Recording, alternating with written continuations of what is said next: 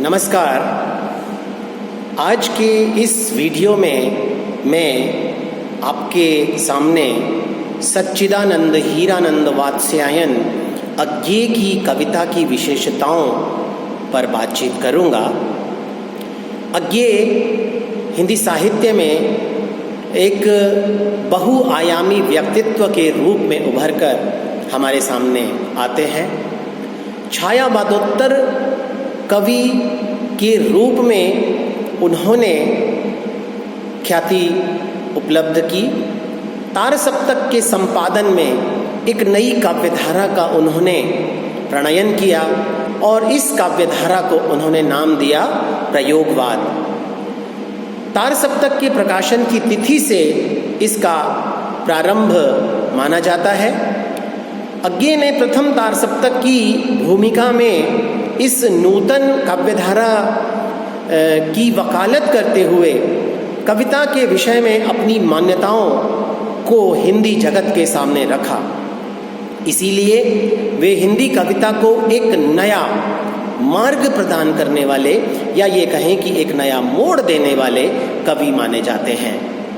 अज्ञेय ने केवल प्रयोगवादी नूतन काव्यधारा के यशस्वी कवि के रूप में ही ख्याति नहीं पाई, बल्कि इस धारा के कवियों को पाठकों के समक्ष लाने वाले, उन्हें नूतनता की ओर प्रेरित करने वाले, उनके लिए काव्य की एक नई आधार भूमि तैयार करने वाले, उनकी मान्यताओं को हिंदी जगत में रखने वाले एक कवि के रूप में भी प्रसिद्धि पाई। छायावाद और प्रगतिवाद पर आक्रमण करके नूतन और नूतन शिल्प दृष्टि, साथ ही नूतन वस्तु दृष्टि से संपन्न इस नूतन प्रयोगवादी काव्यधारा का उन्होंने प्रणयन किया। अज्ञेय के काव्य में संवेदनशीलता और बौद्धिकता का एक अनूठा संतुलन देखा जा सकता है। अपने काव्य में बौद्धिकता, व्यंग, नए उपमान, नए प्रतीक, बिंब और मुक्त छंद आदि को उन्होंने बड़े सहेज कर प्रस्तुत किया। उनकी कविता में प्रमुख रूप से कुछ विशेषताएं ऐसी हैं जो कि अन्य कवियों के काव्य में दिखाई नहीं पड़ती। सर्वप्रथम अज्ञेय के काव्य का जो श्री गणेश होता है वो प्रणय की टीस के साथ होता है।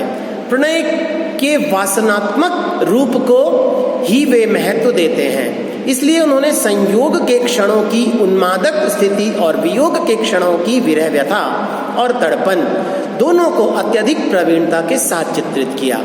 प्रेम को मानवीय रूप में ही उन्होंने स्वीकार किया है और कवि को दुख है कि लोग ऐसे नैसर्गिक प्रणय को भी छुपा जाते हैं। वे कहते हैं, हाय तुम्हारी नैसर्गिकता, मानव नियम निराला है, वह तो अपने ही अपना प्रणय छिपाने वाला है। क्षणाभूति की बात करें तो अज्ञेय की दृष्टि में एक क्षण का भी बहुत महत्व है।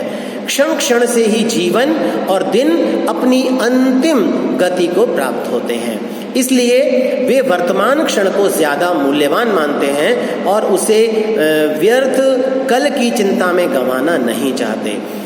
उनका कहना है, फूल को प्यार करो, झरे तो झर जाने दो, जीवन का रस लो, देह मन आत्मा की रचना से, पर जो मरे उसे मर जाने दो। और वे कहते भी हैं एक अन्य कविता में कि नहीं बांध कर रखा जा सकता, छोटा सा पलछिन, चल डोले पर चढ़ी जा रही काल की दुल्हन। सौंदर्य बोध की यदि बात करें तो उन्होंने प्रणय और सौंदर्य दोनों को कविता में अपनी साध कर रखा है। प्रणय भावनाओं में सौंदर्य बोध भी स्पष्ट होता आया है। सौंदर्याभिव्यक्ति में पुरानी उपमाओं का भी प्रयोग नहीं करते। उनकी सौंदर्यानुभूति में नवीन पद्धति को अपनाया गया है। जैसे अगर मैं ये कहूँ, बिछली घास हो तुम, लहलहाती हवा में कलंगी, छरहरी बाजरे की। इस प्रकार के प्रणय के और सौंदर्य के नए नए प्रतिमान उन्होंने स्थापित किए। बाजरे की कलगी में भी उन्हें सौंदर्य दिखाई पड़ रहा है। इसी प्रकार से आध्यात्मिकता की यदि बात करें तो जीवन की कुंठाओं और विषमताओं को अपनी कविताओं में भी वर्णित करते हैं। वहीं साथ साथ आत्मा और परमात्मा के रूप को भी स्वीकार करते हैं। आत्मा को परिणीता वधू और परमात्मा को महाशून्य के रूप में उन्होंने स्वीकार किया। कहते हैं अरी री आत्मा री कन्या भोरी क्वारी, महाशून्य के साथ भावरे तेरी रची गई। इसके साथ ही वे संसार को शून्य भी मानते हैं, क्योंकि संसार महाशून्य से ही प्रकट हुआ है और अंत में इसी में विलीन भी होता है। उनका कहना है न कुछ में से वृत्ति यह निकला कि जो फिर शून्य में जा विलय होगा, किंतु वह जिस शून्य को बांधे हुए है उसमें एक रूपातीत ठंडी ज्योति है। बुद्धि तत्व की प्रधानता की दृष्टि से यदि हम देखें तो अज्ञेय जी कोरी भावुकता के स्थान पर बौद्धिकता को महत्व देते हैं, क्योंकि आज मात्र भावुकता के सहारे जीवन यापन नहीं हो सकता। भावुकता के साथ साथ बौद्धिकता की भी कविता में प्रधानता है। इसका यह अर्थ नहीं कि कोरी बौद्धिकता ही उनकी कविताओं में देखी जा सकती है। उनमें संवेदनशीलता और बौद्धिकता का एक स्वस्थ संतुलन दिखाई पड़ता है। नदी के द्वीप कविता में वे कहते हैं, हम नदी के द्वीप हैं, हम नहीं कहते कि हमको छोड़कर स्रोत स्वनी बह जाए, यह हमें आकार देती है। हमारे कोण गलियां अंतरीप उभार सैकत कूल सब गोलाइयाँ उसकी गढ़ी हैं, माँ वह है उसी से हम बने हैं। बहुत ही खूबसूरत चित्रण वे इसमें करते हैं और बौद्धिकता की को प्रधानता भी देते हैं। संवेदनशीलता की दृष्टि से देखें तो वे केवल संवेदनशील कवि ही नहीं, अपितु संवेदनशीलता में ज्ञान चेतना भी उनकी सहयोगिनी है। एक उदाहरण देखिए, मैंने कहा डूबा चांद रात को सिहरने दे, कुइयां को भरने दे, अक्षितिज तम फैल जाने दे, और पर तम थमा और मुझी में जम गया। अज्ञेय में क्रांति की भावना भी दिखाई पड़ती है। आर्थिक समानता, शोषण, अन्याय और विषमता के प्रति दुख व्यक्त करते हैं। हमने न्याय नहीं पाया है, हम ज्वाला से न्याय करेंगे, धर्म हमारा नष्ट हो गया, अग्निधर्म हम हृदय धरेंगे। प्रकृति चित्रण भी करते हैं अज्ञेय। कभी कभी वे प्रकृति के अनिंद्य सौंदर्य की रमणीय झांकियां इतनी खूबसूरती से प्रस्तुत करते हैं कि पाठक जो है वो आत्मविभोर हो जाता है। जैसे मैं सोते के साथ बहता हूँ, पक्षी के साथ गाता हूँ, वृक्षों की कोपलों के साथ थरथराता हूँ और उसी अदृश्य क्रम में भीतर ही भीतर झरे पत्तों के साथ गलता और जीर्ण होता रहता हूँ, नए प्राण पाता हूँ। अज्ञेय युगीन चित्रण और व्यंग भी हमारे सामने रखते हैं।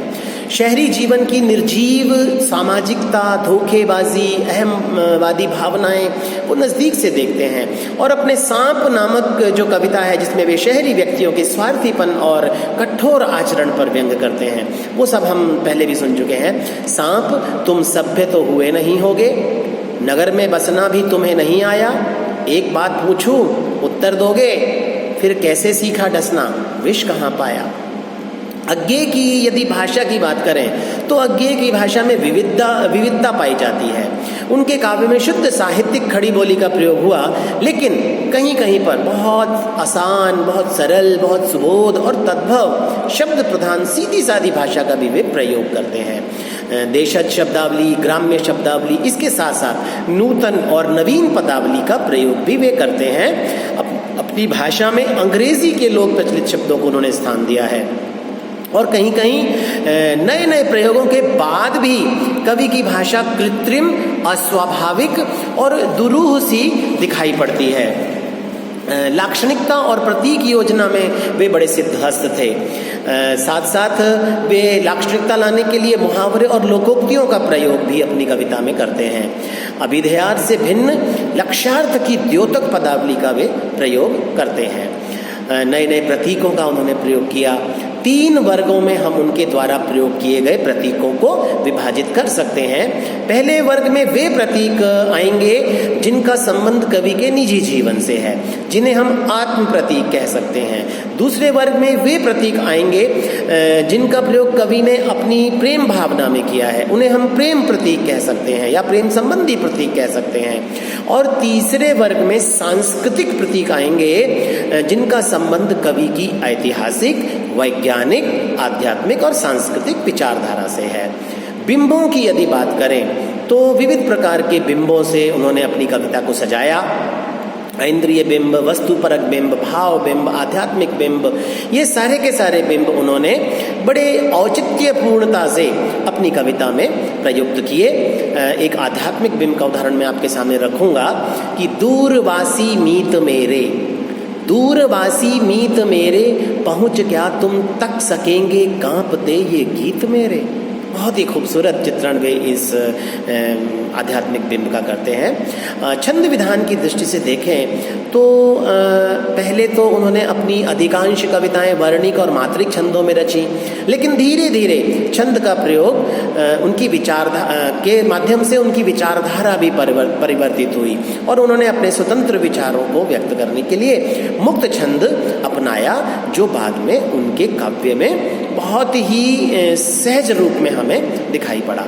इस प्रकार से हम देख सकते हैं कि अज्ञेय ने प्रयोगशील नूतन काव्यधारा के प्रवर्तक होने के कारण नूतन विषयों को स्वतंत्रता पूर्वक अपनी कविता में स्थान दिया और उसे नूतन उपकरणों से सजाया और नई धारा के कवियों को भी प्रेरित किया।